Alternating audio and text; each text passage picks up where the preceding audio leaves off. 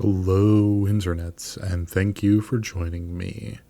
So, just like my most recent video, Masters of the Universe, that I'm recording on the same night as I'm trying to record this, I was kind of simultaneously too young and too old to be interested in the creepypasta phenomenon. So, while all these kids were running around with their creepypastas, their Slendermans, their Siren Heads, their, whatever else, I was doing things like smoking and, probably getting drunk somewhere. But anyway, I was not really all that hyped by the Backrooms movie that just came out. I had heard that it was supposed to be good. I think that Chiwetel Ejiofor, whose name I am butchering absolutely, is a great actor, and A24 puts out some of my favorite movies of all time.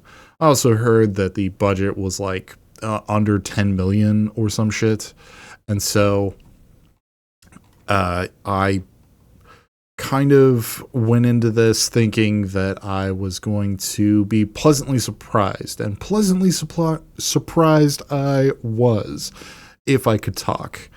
But I'm doing this in like a very rushed way, so we're gonna keep that flubbed line in. We're keeping that one. It's not coming out in editing.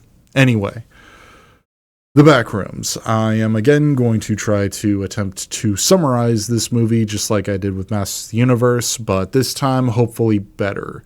So we actually have a cold open with Backrooms where we are shown a guy from a company called Async, I think is what my notes say. And he's wandering around the back rooms and someone else is watching him on a monitor, probably much to the chagrin of somebody at the OSHA plants. We then get to see him get eaten by whatever is down in the back rooms, and you can kind of assume that it's the back rooms based on this trailer that I'm trying to show people without getting copyright claimed, as well as, the movie just being called The Backrooms, or I guess Backrooms. I don't know. Anyway, we smash cut to Clark, who is a washed-up architect that is actually selling used furniture or cheap furniture or discount furniture. I couldn't really decide. While I was watching the movie, I kept thinking, man, this looks very much like where I get all of my furniture whenever I need to. So I'm very kind of offended that they call this, some crappy furniture. But I digress. Anyway, he shows up and we are treated to some of his life. Obviously, he works in the crappy furniture store, but he is also trying to go to therapy after a divorce or a breakup or something like that, where he was very not nice to his significant other. And so he's going to therapy about it, which is always a good thing. See your local therapist, guys. If you're watching me, you definitely need to.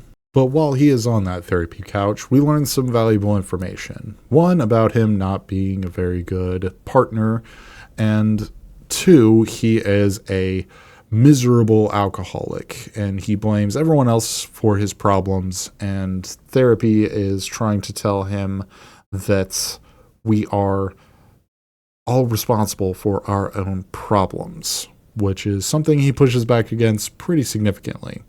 So his therapist's name is Mary, and we are given some dialogue to suggest that she also has some trauma going on.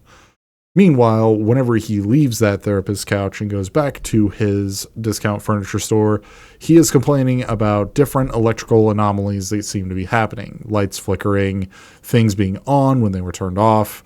And so he calls an electrician, and the electrician looks at his breaker box and he sees a breaker that is literally just stapled into the middle of it. Now, as somebody who knows a thing or two about some electrical things, that's definitely not where you put a circuit breaker. And also, I've definitely installed one that is more crooked than that one. Anyway, when it flips on and off, nothing seems to happen. But apparently, and this was never truly discussed in the movie that I recall, but Clark is apparently living at that store. So one night he realizes that, the electricity's flicking on and off, and he goes to figure out why. He goes downstairs, flips the mysterious breaker, and then suddenly he is able to find a door that is a part of the wall, like a jello wall or something. And being an architect, he is very curious about this because, hey, that doesn't make sense. You can't just have a whole nother building to the side of my building underground with no windows. And he's probably talking shit about the paint they used for the wall colors, because it's kind of this ugly yellowish color. I think it's to, emphasize that he's going crazy. But anyway, he goes into the back rooms, starts mapping it out, goes back to his therapist, tells her that, hey, this is a really weird place and it's got a bunch of weird stuff in it. It's got different furniture, there's some noises going on, and it's typical horror movie shit, right?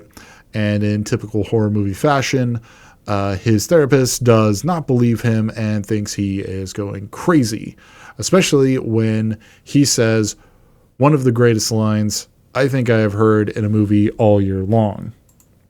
And that is that everything in the back rooms seems to be like you're describing it for the first time to somebody who has no idea. And he uses the metaphor of a dog. It's like trying to explain to somebody that's never seen a dog to draw a dog. Like, they get some things right, but there are things about it that are just inconsistent because you are a person that knows what a dog looks like. But we're going to put a pin in that for now because I'm going to come back to it at the end of this video. Anyway, he gets Mary real riled up, and he gets his 2 employees to help him as he attempts to explore the back rooms. This obviously turns out bad because something is in fact down there. And it gets his 2 employees, whose names I do not remember. But then he stumbles around for a while, doesn't come in for his regularly scheduled therapy, only to have his therapist, Mary, follow him to the back rooms where things begin to come to a head. Now, when Mary joins the fray and goes into the back rooms, that's when this movie really starts to open up.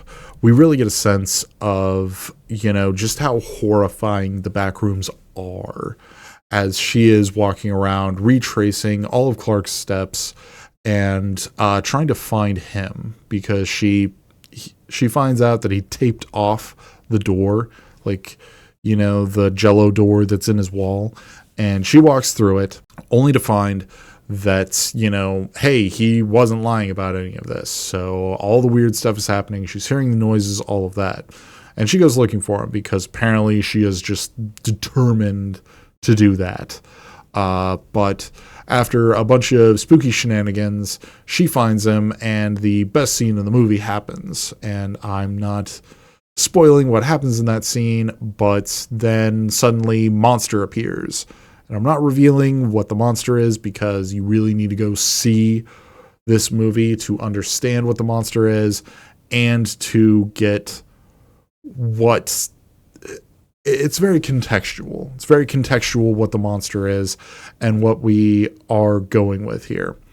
But, we got to have a chase scene with the monster. Once the chase scene is over, we are, basically at the end of the movie, which I am not going to spoil because it's a very good ending and a very good movie. So, my overall thoughts on this movie are that it is probably one of the best movies I've seen all year, if not the best movie I've seen all year. It has so much to say about what we are doing in our modern world. The story is so compelling in that. And also, it's just kind of a great horror movie. It's, if you're the type of person that doesn't necessarily want to think about everything all the time, you don't have to think about all of the themes that are going on here. You can just be absorbed by the spooky atmosphere and see all of the scary things going on and be entertained by that as well. it works on that level.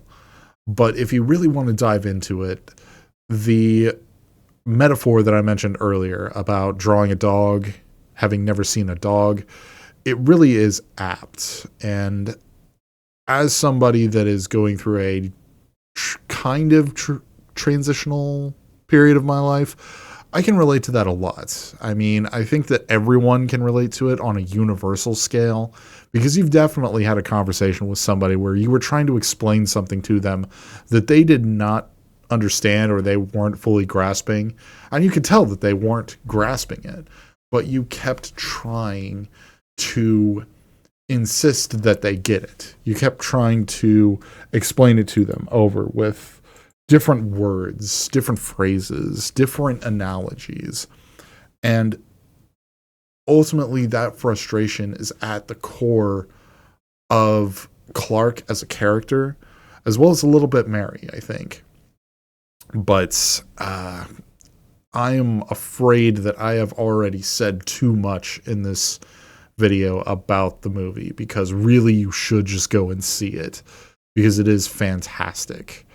And I full-throatedly, with my full chest, recommend this movie. And I think I'm going to leave it there today. So if you like this video, show me by leaving a like. And subscribe if you haven't done that yet. But until next time, sayonara, bitches.